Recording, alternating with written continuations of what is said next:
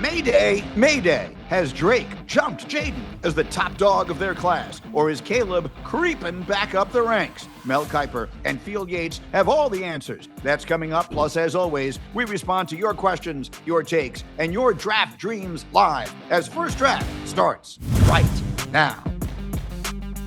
Hello again, everybody, and we are busy. I am Greeny. They are the legends, Mel Kiper Jr. and Field Yates. We're going to dive into last year's quarterback class. And by that, I mean a year and a half ago's quarterback class and figure out whether all the picks were made correctly or not. But full disclosure, we record this conversation on Mondays. As we speak right now, the news about Brian Daboll being fired by the New York Giants is brand new, and we thought we would react to it here. Mel, my initial reaction was, this will be the most attractive job that comes available during this offseason, almost without exception. I guess there are a few places that could open up that we don't expect.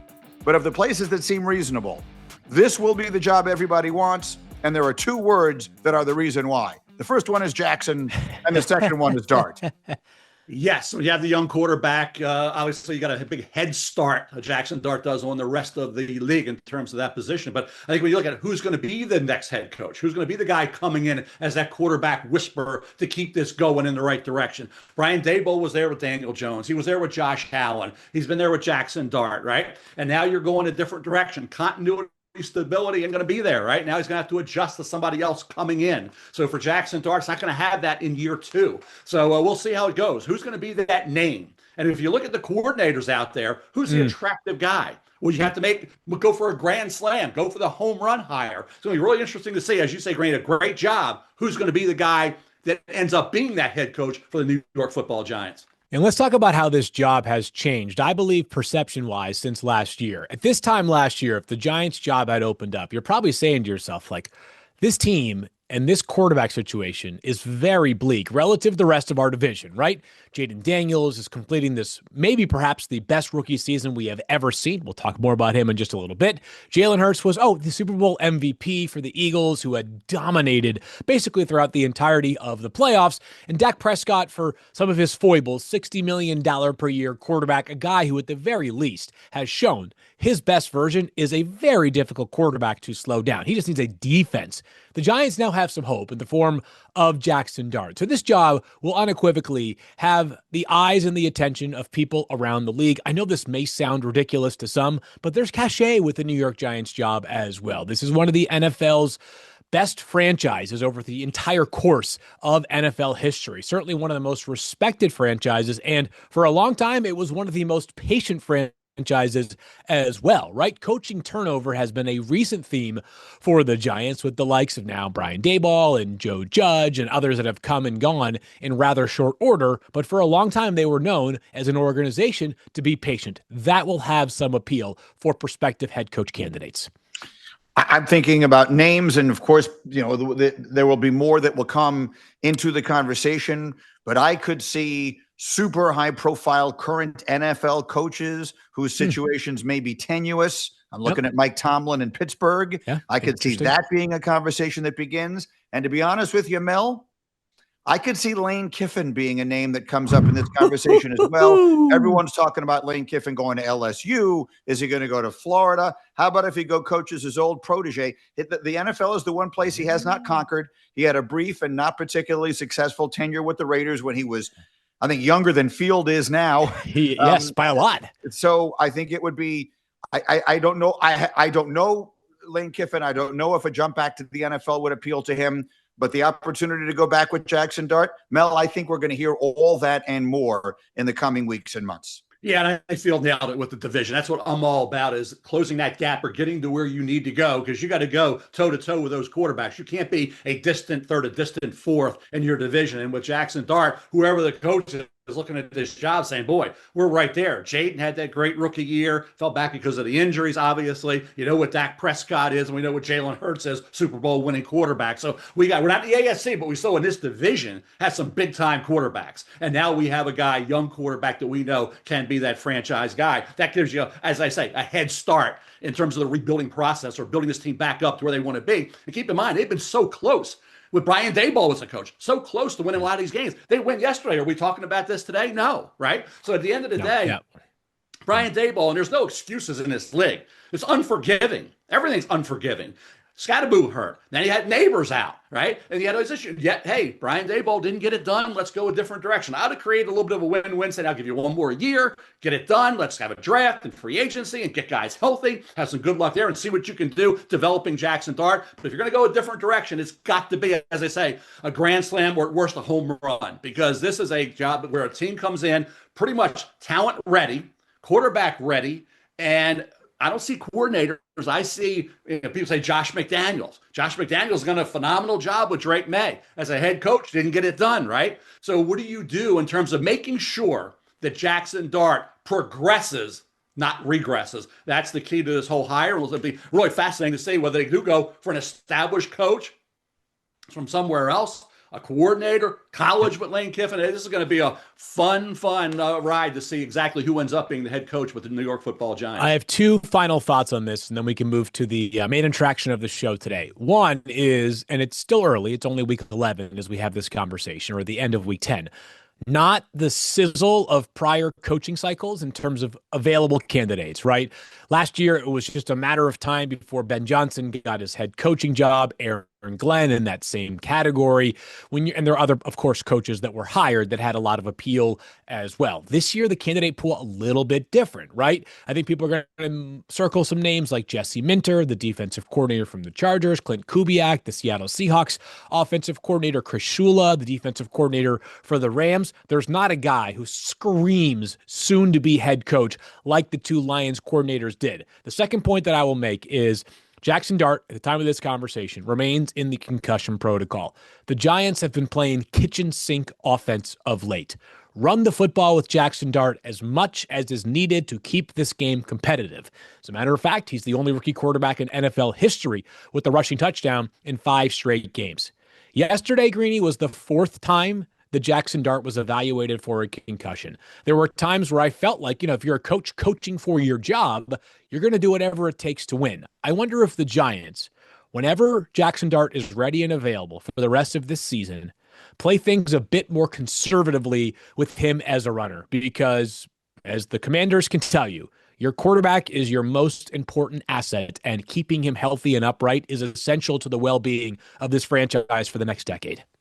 100%. Listen, let's not get off on the tangent that I was yelling and screaming about on Get Up this morning. But the reality is, and Mel, you and I have had this conversation a million times, when you don't marry up the timeline of your coach and your young quarterback, you are making a mistake. So what you wind up with is this young kid who wants to throw his head quite literally into everything, and a head coach who is incentivized to let him do it because he's doing everything he can to try and win games now because he might get fired. And that is a terrible situation, and it's how you wind up where they are right now. To that point, Granny, we'll just put an exclamation point on all this. If I'm the ownership, general manager, and I'm talking about Daboll and all this, I'm letting him know that, hey, you're our guy moving forward for next year. If you're not going to do that and you're going to let this play out, and Brian Daboll's got to get, as they say, win games or he's going to be gone, that's not good. That's not a good situation to be in, because then you're handling things completely different than you would knowing if you're going to be back next year, that you are, in fact, going to be back. So if you're not going to give him that assurance, and they weren't going to obviously give it to him, then you got to cut the cord. You have to, as you said, because it doesn't add up. But if you would have said, okay, the win-win is getting him another year, let him know already, you're going to be back next year. End all the speculation. You're going to be back. You're our head coach. We want you to do with Jackson what happened with Josh Allen, and we're going to win games. We're going to get healthy. We're going to be perfect next year. It's going to be really a great run next year. If you're not going to do that, then obviously this is the time to make that move. And like I say, don't put Jackson out there. And he's got to also protect himself too. Young quarterbacks have to grow into that mindset. Remember, he was stiff-arming with his right hand down the field early in the year. He'll understand. He has to understand, hey, this isn't the SEC. This isn't preseason. I thought watching and learning early on would help him say, okay, I saw what happened in the preseason. Now the regular season's a lot different. So he had a chance to sit, watch, and learn for a little bit. But that competitiveness, you have to pick your spots. And a Jackson Dart hopefully will learn that.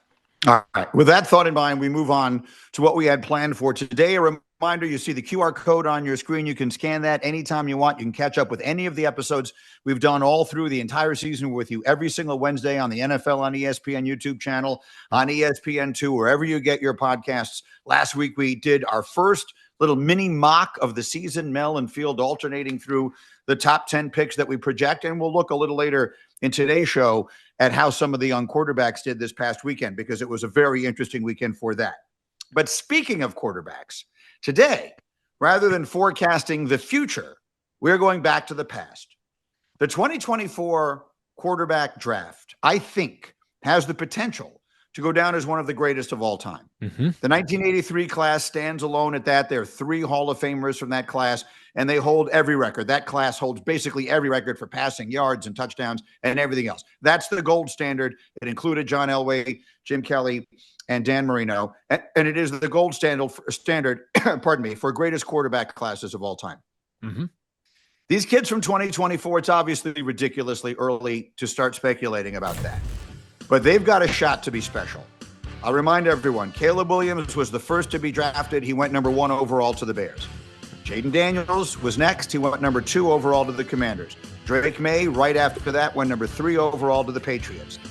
The next quarterback off the board was Michael Penix Jr., who went number 8 to the Falcons in what was a stunning move, considering they had just signed Kirk Cousins to a huge contract that same offseason.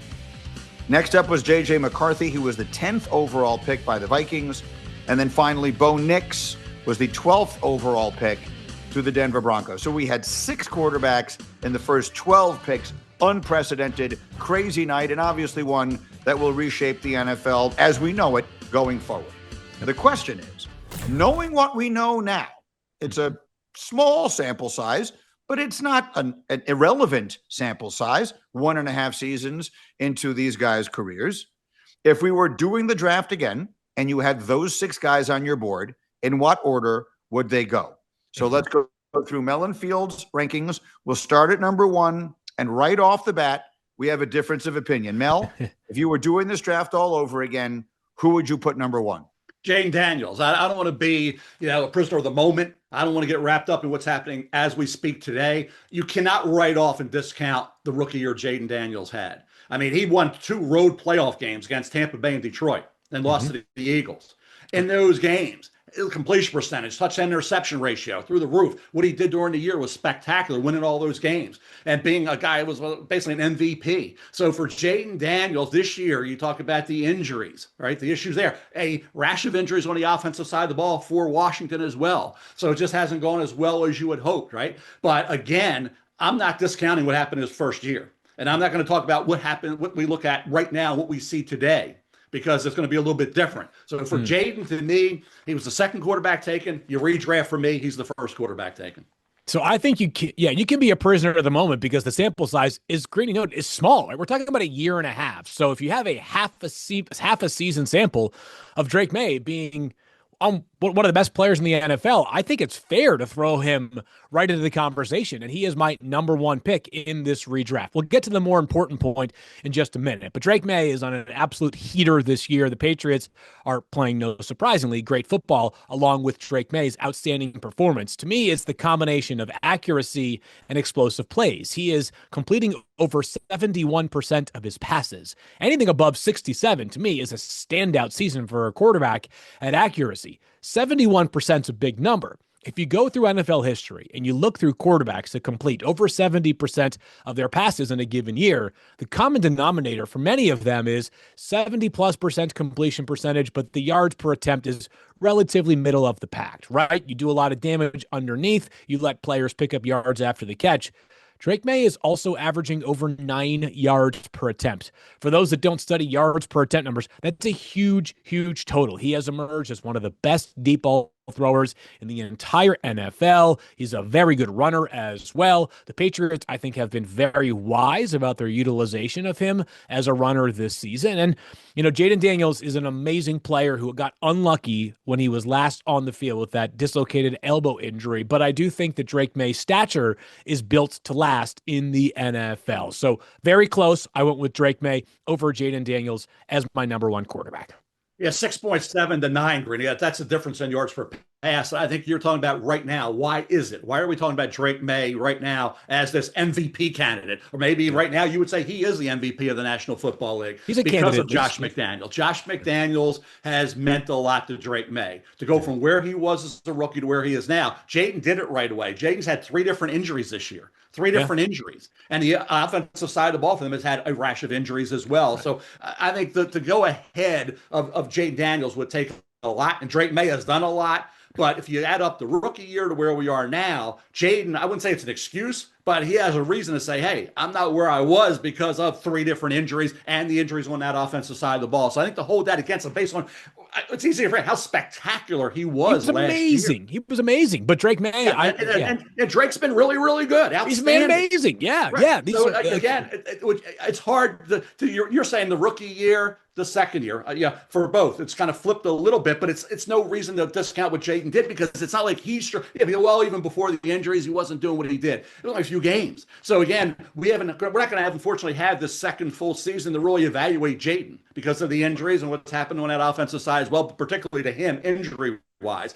So that's the unfortunate part, but to not realize he was on a scale 1 to 10, he was an 11 last year.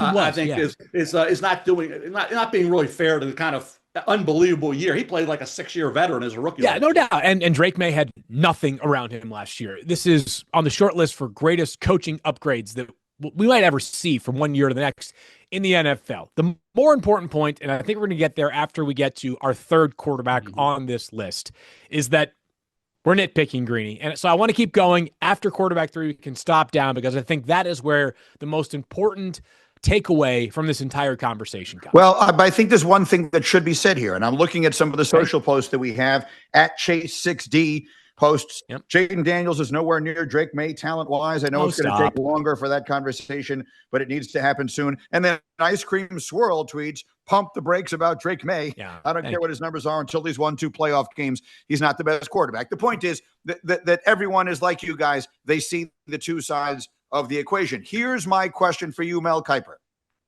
If I were to lean in one direction, I would lean towards Drake Maye, and here's the reason.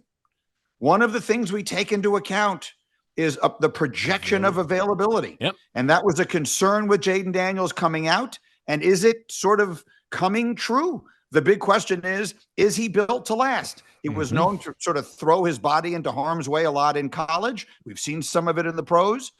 He is of slight build as compared to Drake Maye, who's built like a truck. Yep. So where does that factor in, Mel, as we are making these projections beyond what the players did in their first year and a half?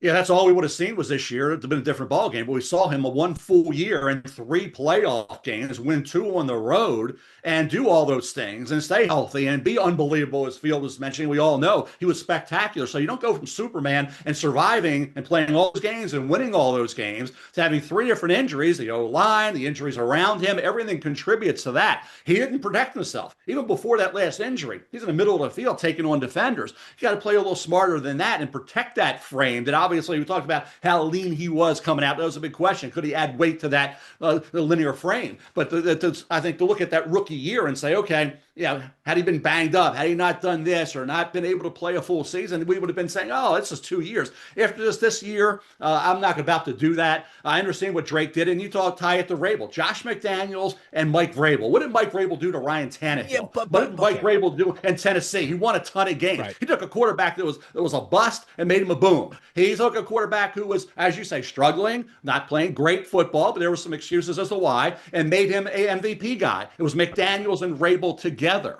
okay, in his organization. So again, now you feel like you got the next Tom Brady there. We got the right guy for an eternity here with Drake Maye. And I think Washington feels the same way with Jayden. I think you are splitting hairs here. I just feel it's unfair to discount the greatness of Jayden Daniels as a rookie and just point to, well, he got hurt. Well, he did. And there was a lot of things breaking down around. I don't think it's unfair. It was contributing to that this year with the Washington football team not really having the kind of health on that offensive side beyond Jayden that they really needed to have.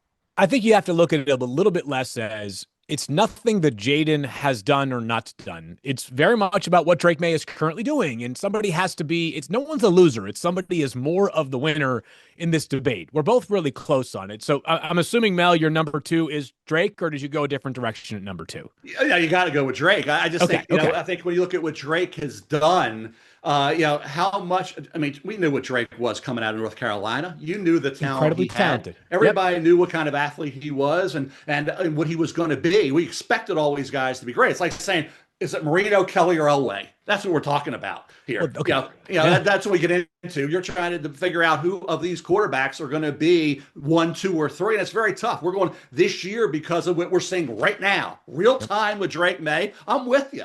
But I just don't want to ever discount last year. And also, Drake hadn't done it yet. Jayden did it in the playoffs. I know, but we're projecting ahead. Playoff games. Right. He won 2 road playoff games against Tampa Bay and Detroit, who was supposed to be the odds-on favorite to go to the Super Bowl. They won at Detroit, then lost to the Super Bowl champion Eagles when they gave up 55 points in a game, right? Yeah. So I think Drake hasn't done yet what Jayden already accomplished as but this isn't a resume. This isn't a resume discussion. This is a projecting forward. If you're building a franchise from scratch right now, who are you taking? We both agree it's close between those two. Greeny, this is to me where it gets very interesting. I don't want to take your mic from you, sort of metaphorically here, but Caleb Williams is at least in this conversation now, right? Can we have a moment to acknowledge Caleb Williams in week 10? And yes, say it now, say it out loud. They haven't beaten anybody. It was the Giants. The Giants always blow fourth quarter leads. That's fine. I will grant you all of those things. Caleb Williams is doing some special things this year, and especially over these past couple of weeks. Caleb Williams is a real threat with his legs. Some of the plays that he makes, and some of them that actually are like close calls, are a reminder, a testament to the brilliance in terms of his skill set that he brings to the table. He has this unbelievable ability to avoid sacks and turn potential sacks into plays in which he darts for the sideline and then launches footballs down the field for opportunities for his playmakers. To me, the most important thing that Caleb has done, and he still needs to get a little bit better in terms of playing on time. And I think you can give Ben Johnson some credit for this, but I think Caleb deserves some credit himself. The mindset, the maturity from Caleb Williams this year is so incredibly impressive compared to where I think things were last year. I understand it's frustrating when you lose last year, but there were some things like the body language wasn't great. You hear them at the microphone and you're saying to yourself, this sounds like a dispirited quarterback. There is a belief that Caleb Williams is playing with now and instilling to his teammates that I think is exactly what you see from the greatest quarterbacks that play this game right now. When things go poorly, they wear it on their shoulders. When things go great, they deflect and talk about other people that are contributing to this. I'm seeing that maturity from Caleb. To me, it was never a physical skill set question. It's, can he play on time and in rhythm? And can he be the player that when things get dicey, down 10 minutes in the fourth quarter with whatever it was, 5 minutes to go in the game, he remains calm, and he is the person that reminds the rest of the guys that until the clock hits 0, you got me on your side. And I've seen so much from that from Caleb yesterday. Very encouraged. I think we have to pick somebody as 1 and 2 and 3, but Caleb is not that far of a distant third right now. Yeah, we were talking about Cliff Kingsbury because of what he did with Jayden Daniels last year, right? And Cliff Kingsbury this year, unfortunately, hasn't gone well because of the injury circulator. We're talking about Vrabel and we're talking about Daniels. Now we're talking about Ben Johnson. He played Caleb with 3 different offensive coordinators last year, okay? Yeah. With a team, with the O-line, with everything around him. They always say every situation, like snowflakes, they're all different, right? We got a few snowflakes all over the country now, right, coming down. They're all different. In Chicago yesterday. These quarterbacks are all different. Every situation is different. It was different for Marino. It was different for Elway. It was different for Kelly. It was different for all of them, right? And it's different for all these guys. For Caleb now, to see what he's done, 4th game-winning drive of the year, overtime fourth quarter. It's tied now with Bo Nix and Baker Mayfield, right? For the most game-winning drives. What he's doing to get this team's belief that I can believe it in the fourth quarter. When most of these games, it hadn't been the case this year. Okay, it was that some SEC games have overall been a little closer than some NFL. NFL games, we saw the runaways in the 4 o'clock games yesterday. There's routes, right? The favorites just rolled. So we've had some games that haven't been as tight, but normally those games get into that final fourth quarter, last 5 minutes, with the outcome still undecided. And if he showed, which he's shown this year, those players all believe in, that he can be that Superman that can will us to victory and make those plays at money time, then yeah, what he needs to do is even it out over the 4 quarters. Even it out so it doesn't come into that situation or lead to a situation where you have to kind of bail everybody out in the fourth quarter. But for Ben Johnson now, we know he's going to be with him. He's going to be tied with him long term after having 3 different coordinators as a rookie. That certainly bodes well for a Caleb Williams that we all thought was the best quarterback when these guys were all in that draft last year. Yep. It's a very clear tier. I think we all are in unison on that regard, right? Is that like these 3 guys represent players that if Get Up for the next 10 years is talking about these guys basically every week as, you know, amongst the cream of the crop in the NFL, I would not be surprised. I don't want to put words in your guys' mouth, but each of them I think has shown enough. And I guess it's not a guarantee that each of them will remain at the top or close to the top of the league. We'll get there, remain there. But each of these guys has a skill set that I really believe they can be the players that you win because of, not players that you win with. And for me, there's a very clear line in the sand that has to be drawn now in this 2024 class. Which brings me to something, Field, that it pains me to do. But I have to call something to Mel's attention here. The exercise is a redraft. The exercise is an order, a specific order. 1, 2, 3, 4, 5, 6. Mel did that. Field, Mel, I want you to see the paper. Can you see what I'm looking at here? Field ranked them 1A and 1B, and then 2A and 2B. I'm sorry, that's not allowed. We're not allowed to bring up a card. It's like 2 number 80s, Grady. And the Bears are selecting Caleb Williams, but they're holding out the right to change it to Jayden Daniels if they want to. I did it way too early. Yeah, you're getting the Big Ten officials didn't call the penalty for the 280s. We're throwing the flag on you, Field. Okay, Grady after the Northwestern debacle. I did it wrong. Let's throw the flag on you, pal. I did it wrong. I sent this right away early last week. I need to update. Come on. Just bad by me right there. There's no other way around it. And then because further, you just said that there is a clear delineation between the top 3 and then 4. Right. I'll just give it away right now. Both of you have Bo Nix next, and then Michael Penix and J.J. McCarthy, and I think those are all fairly obvious at this point. Yeah. But how close? Hey, I'll give a little caveat to that, but that's why it's really fun to get through these next 3 really quick. Okay. These guys are all interesting. Field, do you believe Nix is to Caleb? There's a gap here. There's a notable gap here. And people can say you're being a prisoner of the moment. Broncos fans will be pissed off. I'm here to remind you, you're 8-2. All right? You're 8-2. You guys have lots of things to be very happy about. You play the Chiefs this upcoming weekend. If you win this game, you have an excellent chance of not just winning the AFC West, but being either the number 1 or number 2 seed in the entire conference.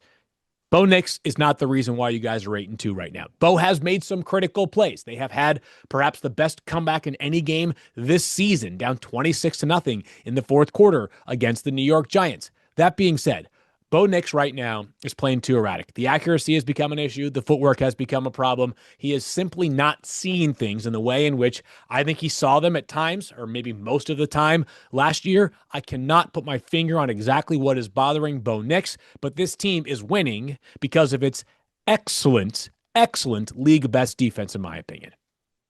Yeah, yards per pass, one of the worst in the league. And I watched Bo, and the fourth quarter heroics, you tied with Caleb and with Baker Mayfield, most fourth game-winning drives, fourth quarter overtime. But you're right, it's come down to that. And the Giants were one of those where he had that great fourth quarter where Brian Daboll would still be coaching, right? The Giants would have won that game and it won yesterday. So there's a lot of games the Giants should have won, didn't. But in terms of Bo Nix, it gets into the fourth quarter. Why? Because some of the struggles the first 3 quarters. The last 4 games, he's been below 57%. I said yards per pass, one of the lowest in the league. When you watch him, he just looks like I don't know if it's lack of confidence or something's not right. Because there's throws he looks that confused at time. Yeah, Yeah. I don't know if it's so much the thrown at him. He looks like a little overwhelmed with everything that's been thrown at him at times. Like maybe he's putting too much pressure on himself. I don't know what it is, but 'cause I love Bo Nix. Bo Nix is a great kid. He had 61 starts in college. He overcame adversity at Auburn, got to Oregon, do what he did. Comes in last year. He went from 66%. He's about 61% now.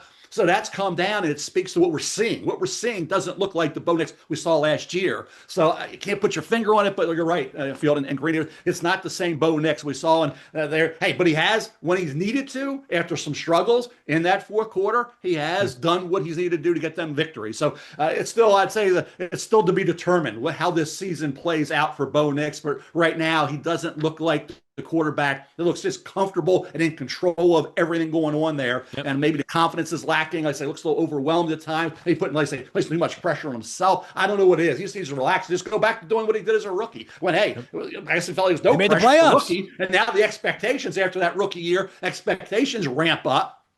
All right, you're expected to be as good or better. So, but when you're a rookie, hey, everybody, what do you expect of a rookie, right? Anything you do is better than expected. All right, and then the way he played, like the way Jayden played, was phenomenal. So for Bo, I just see a guy maybe he's thinking too much, maybe we're putting too much on him. Just like I say, just simplify it. Just let him go out and throw the football and see it the way he sees it. Because right now, maybe he's just thinking too much.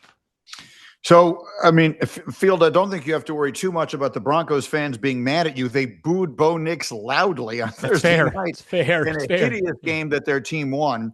Yeah. So anyway, let's recap where we've been. So Mel has Jayden Daniels 1 as we redraft the 2024 quarterbacks.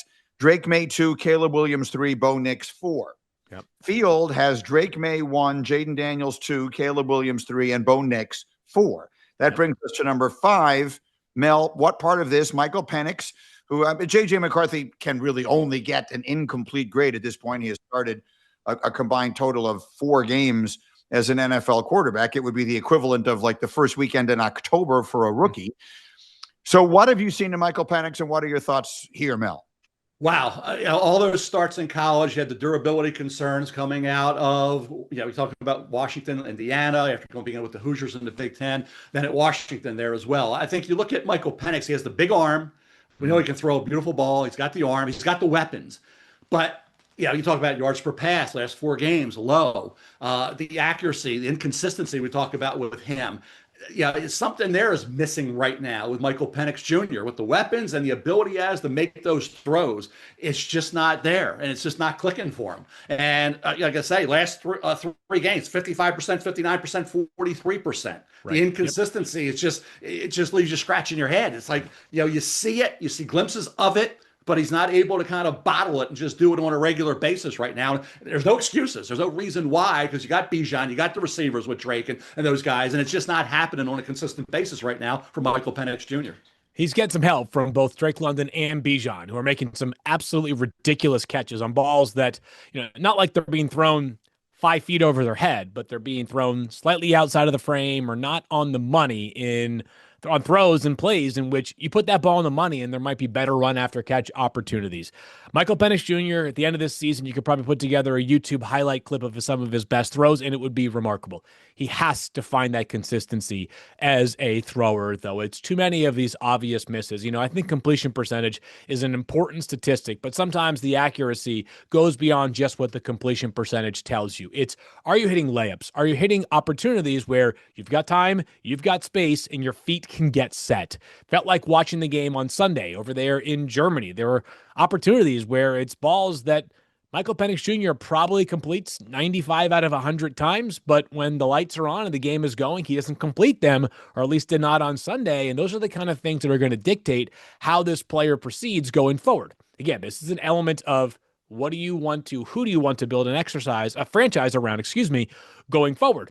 Penix came into the NFL as the oldest of these quarterbacks, right? So that's also part of the equation here. Is it's not a guarantee that he is going to reach his ceiling sooner than the other players into their NFL career. But it's logical to guess that could be the case, that Michael Penix Jr. at 27, which will be year 4 for him, might be close to his peak. Drake Maye and Caleb Williams will be in like their 6th or 7th season at that point, and those guys could be a year or two into their prime. So it's just a different timeline for Penix Jr. Still like the prospect, still have some belief there, but got to clean some things up, specifically on the accuracy front. And then finally, Mel, we have J.J. McCarthy for both of you in the 6th spot. Again, he's barely had a chance to play, has had some flashes of, if not greatness, then at least very goodness, but has not really had a full chance to show you what he can do. What would be your assessment of him at this point? Nothing changed really for me, Phil, from what it was at Michigan. Tough guy to evaluate. And even yesterday, I'm watching that Raven game thinking, boy, we're in a little bit of trouble here as a Raven fan early on, thinking, man, he's got it. He's feeling it. He's making throws that are like, wow, throws. He made a couple of throws that were beautiful. And, he's got the energy and he can run. He's athletic. And then he kind of falls back. And now the one interception, Jefferson got lost his footing. So we got to excuse that away. But for JJ, it's like wildly inconsistent as well. And again, from quarter to quarter, what are you going to get? Remember the Bears game where he had that 4th quarter? He actually started off red hot and then cooled off after that. He's got Kevin O'Connell. He's got the right guy. Daniel Jones just went out there to be around Kevin O'Connell, right? Be around him. And they cut ties with Sam Darnold because of 2 games at the end of the year that weren't Sam Darnold's fault. It was the O-line, okay? Remember, they said in the interior, that guard spot was having trouble.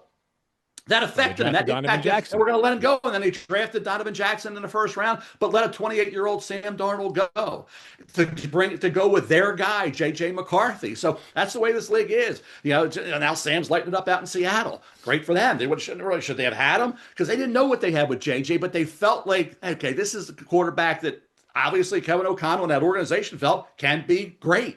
But again, he's going to have to, like I say, bottle those quarters that we see. I was worried in the 1st quarter, this game's going to they're going to upset the Ravens. They were on a 3.5, 4-point underdog. Vikings were, and they were in the 1st quarter looking like JJ's, he's going to have a hell of a game here. Didn't work out that way. So again, consistency, we're talking about the Penix, consistency lacking right now. Early on, not much sample size here, but consistency lacking right now with J.J. McCarthy. Yeah, big time incomplete grade here. He's extremely young. He was a true junior when he declared, so he has perhaps a longer runway ahead in terms of development than some of the other quarterbacks in this class. 3 of them in Penix, Jayden, and Bo as the most experienced quarterbacks ever in the history of college football. JJ has played 2 games since returning from a high ankle sprain. His more accurate game was a game in which he completed 56% of his passes. That's an unpassable number. You can't. That's failing in the NFL. You simply can't win games consistently with 56% completion percentage. His off-target percentage, which is a stat that now tracks balls that are off target when you throw to a wide receiver, went up throughout the game yesterday by quarter. It was steady in the 1st quarter. As you got to the 4th quarter, he was just erratic. It almost feels like JJ needs to take a big, deep breath, right? He is the guy who before each game does yoga or meditates. That's what it is. He needs to meditate between the 3rd and 4th quarters, apparently, to kind of take the temperature down a little bit because the 4th quarter yesterday, an opportunity to get back in that game. They actually got the ball back down by 8 late in that game, and they couldn't quite make it work. So JJ probably has the best chance to rewrite things in a hurry because he's so inexperienced of these bottom 3 quarterbacks that we have discussed, but the early returns have suggested this is a player who is very much a work in progress. Yeah, and you're also, guys, just to say the last thing about JJ, for Kevin O'Connell having Sam Darnold. Where's Sam Darnold right now? Where's JJ right now? We talk about still to be determined, incomplete, and all that. But you're in a division with Jordan Love, Jared Goff, and Caleb Williams. I mean, again, you can't be a distant 4th. So this is JJ. You had Sam. Where were we talking about Minnesota with Sam Darnold right now in terms of the quarterbacks? Where are we talking about JJ right now? So that was a gamble. We'll see how it pans out. But they got to hope that JJ can significantly close that gap or get right to where those other guys are. Caleb is getting right there. Is JJ going to take next year that big step up like Caleb has? We'll see, because he's got the right guy. 2 years with Kevin O'Connell. Next year, Kevin O'Connell ain't going away. So again, Kevin O'Connell with the quarterback, maybe next year. And that's late in the season. We're still a little over midway through. There's got a lot of football to be played. Hopefully JJ can, like I say, take those great throws, bottle it, and then not have the throws that are just airmailed and like, where did that go? Where did that come from? Like, it looks like Nuke Lelouch now. That's what we talked about. Can you become a guy who can say, oh wow, let's get that, and just make sure we can maintain a level of consistency with this kid, and maybe we have a quarterback who can significantly close that gap in the division. Yeah, we could be in a world where Sam Darnold and Daniel Jones are the starting quarterbacks in the Super Bowl, and they were both on the Vikings roster last year. That's amazing. And here we are. Okay, so that's our redraft, and it was extremely interesting, and I love it, and I think it's a topic to keep an eye on. We should do that every year. Like, truly, in the middle of every season, we should look back, because I really genuinely believe this is a class we're going to be talking about forever. That 2024 class is going to be I love those three at the top. Like the 83 class and the 2004 class and some others. 2004 was Eli and Ben Roethlisberger and Phillip Rivers. And there are some others that we're going to be talking about. Now, before we wrap for today, I did want to quickly look ahead at the quarterbacks who figured to be near the top of this coming year's draft. We have a social T here at Nunya tweets, which quarterback do you think will be the first one taken? Because there were really three names that I feel like are at the forefront of this conversation, and they all had interesting weekends. Yeah. Fernando Mendoza leads that crazy win against Penn State, throws the pass that turns into one of the great catches that you'll ever see in your life in the back of the end zone, finds a way to win. He's at 26 touchdowns and 5 picks for the season, and obviously continues to be brilliant. Dante Moore also found himself, in fact, even more so, found himself on the verge of losing a game that would have been disqualifying. If Oregon loses that game on Saturday, I believe their chances of getting into the playoff are done. Yep. He leads them on a drive that wins it at the very end. Extraordinary finish for him on the road. Tough spot at Iowa, raining and all of that. He's been great. And then Ty Simpson, another ho-hum, one-sided win for Alabama against their rival LSU. Ty Simpson is 21 touchdowns and 1 pick. So I guess my question, Field, I'll start with you. Yep. How did you think this past weekend's games impacted the top 3 quarterbacks in the conversation? I want to talk about one very specific dynamic in play here. That game between Penn State and Indiana had a certain general manager in attendance for it. That would be Jets GM Darren Muji, who was also there with Rick Spielman, long time, who's now with the Jets in a front office capacity, longtime Vikings GM, and regarded as one of the, when he was a GM, he was like a scout GM. He loved the player evaluation, on the road, digging in, looking to find hidden gems. I want people to understand that the in-person experience for GMs and evaluators can be incredibly vital. There's a chance that's the only time those two gentlemen see Fernando Mendoza play a football game live. I don't know what they've done up to this point, but they're busy, obviously, especially in the case of Muji, every single Sunday with the Jets games. Being there up close, you get opportunities to learn about players from people that are part of the program and can give you the best intel. On top of this, we see this all the time in sports, Greeny. You see a team either make a trade for or sign a player, and one of the first things that a coach talks about when they acquire that player is, we played against this guy last year, and he absolutely torched us, even if that player's stock in the court of public opinion is a little bit lower. You never forget it when you see it in person. That drive, gotta have it. And I don't think that Indiana's playoff hopes hinge necessarily on that game. They still would have had a real shot to play against Ohio State in the Big Ten championship game, could have gotten in that way, but a perfect season, a 10-win season, or at least they clinched a 10-win season on Sunday, was on the line. And Fernando Mendoza made some big-time throws, aided by some outstanding catches, but that to me was a very, very important drive, given the context of who was there and what was taking place. And didn't have his top receiver, Elijah Surratt. He got hurt early in the game with a hamstring injury. The offensive line wasn't ready to go with the hamstring. The offensive line had issues as well. The guard is out. Tackle got banged up during the game. You had Charlie Becker. And that's still a good defense. That's a good defense. Number 80, by the way, number 80, Greeny. Number 80 for Indiana. Charlie Becker, a young kid, had a great game catching the football. And Cooper, that catch he made was unbelievable. But in this game, you saw keep your wits about you. And there was a couple times where Fernando Mendoza looked like he had everything under control. The way he could see the field, the decisions he made, he was rolling left, looked like he was going to run, and all of a sudden he just, real quick, got the ball out. couple times he threw the ball away at the right moment. He airmailed a bubble screen, and the safety came underneath and intercepted the pass. Okay, outside of those two, he was just about perfect. Every decision he made, they had a quarterback draw, designed quarterback draw. He hit for like 10, 12 yards. The touchdown run, everybody's covered. He takes off. He can extend plays. He's making really good decisions. I saw an interception 5 of the last 6 games, fine. But he bounces back. And every time something happens like that, he comes right back on that next drive. And I kept saying during that game, I was thinking during this game, I'm watching, boy, I got to move Fernando Mendoza, my quarterback. He's got to be the number 1 quarterback. Yep. Okay? He's got to be. This is the week to say he's got to be. He's got 29 starts now, by the way.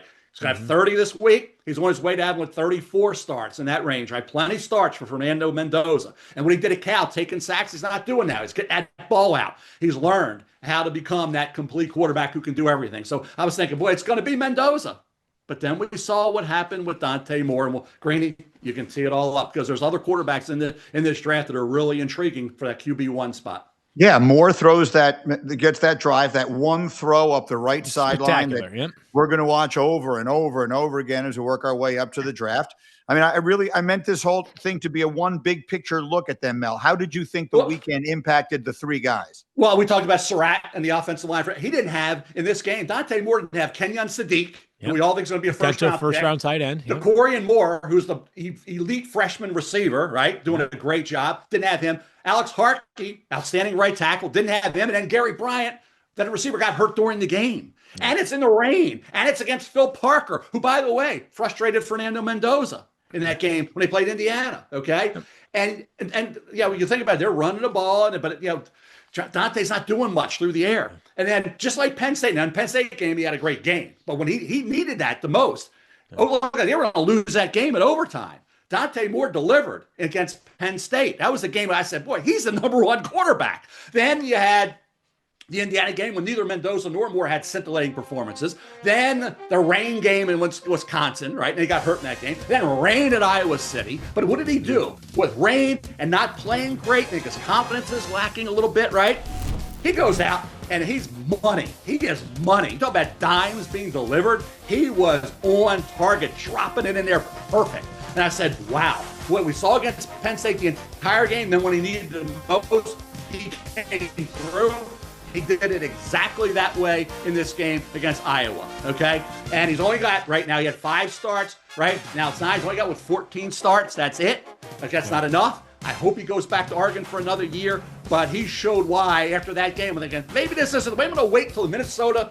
Then you got, after Minnesota, he's got a couple games coming up after that. USC and then at Washington. Wait until this plays out before I determine Mendoza is the guy right now as the number 1 quarterback. Because Dante Moore showed when that final drive when he needed the most, hey, this is a guy you can believe in. What a lot of talent he has had. And he continues to get better. You think he will continue to get better. And he's not going to have to deal with these conditions every week. Can we ever get a game where it's not raining and bad weather for Dante Moore to showcase what he can do? Not if you want to be the Cleveland Browns quarterback like you did last week in our mock draft where you went 6 or whatever it was, Greeny. And we have to just touch on Ty Simpson. You mentioned the 21-1 touchdown to interception ratio for Simpson, who it almost, we've gotten so accustomed to him being rock solid that last week's game against LSU didn't really do much one way or the other for us, right? Kind of a slow start for him, and then just continue to do what he does, which is masterfully manage the pocket, absolutely rip strikes when he has a chance to set his feet, and he has excellent accuracy. It's extremely impressive. We have been talking throughout the season about how people who have gone to Alabama, scouts who have visited, have been led to believe that there is a strong chance that Ty Simpson was planning to return to Alabama for another year. We always mention this. If the guy wins the Heisman Trophy, is at least invited to New York, Alabama makes a deep playoff run, it's possible this kid comes out, and scouts have gotten the sense that the door is now at the very least open to him coming out this upcoming year. So the tenor has changed a little bit.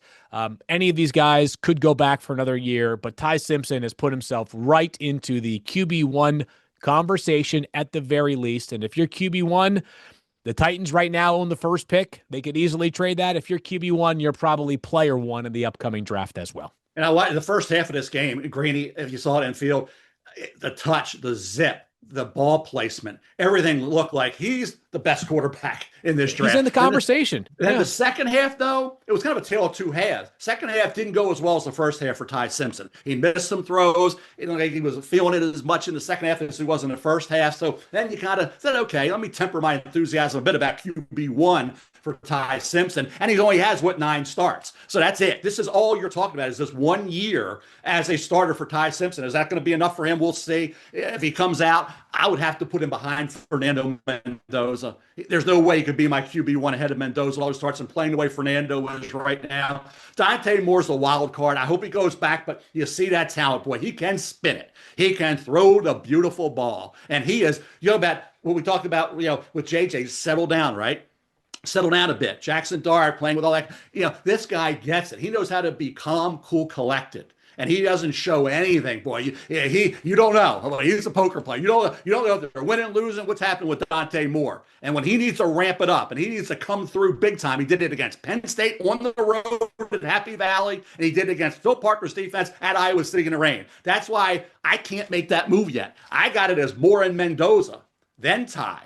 So I'm still waiting. I know others feel like it's over. It's Mendoza, and it may well end up being Fernando, right? Because Moore, I think, should go back, and maybe will. But right now, it's more Mendoza than Ty for me. We'll see how it all plays out with some key football games coming up in November, and then in the playoffs for Alabama and for Indiana and for Oregon. We're going to have some big-time evaluation games coming up for all three of these kids. Ooh, baby. This was a really good edition of First Draft Podcast. That's all the time we have. That's actually extra time today because it was just extra scintillating quarterback conversation. Don't forget, scan the QR code you see on your screen. Please like and subscribe to the podcast and tune in every Wednesday on the NFL on ESPN YouTube channel, on ESPN2, or wherever you get your podcasts. And don't forget to send us those questions and comments and thoughts. Use the hashtag First Draft on any of your social media, and you never know, you might just wind up on the show. So for Mel Kiper and Field Yates, I'm Greeny. Thanks for hanging out with us. We'll see you next week.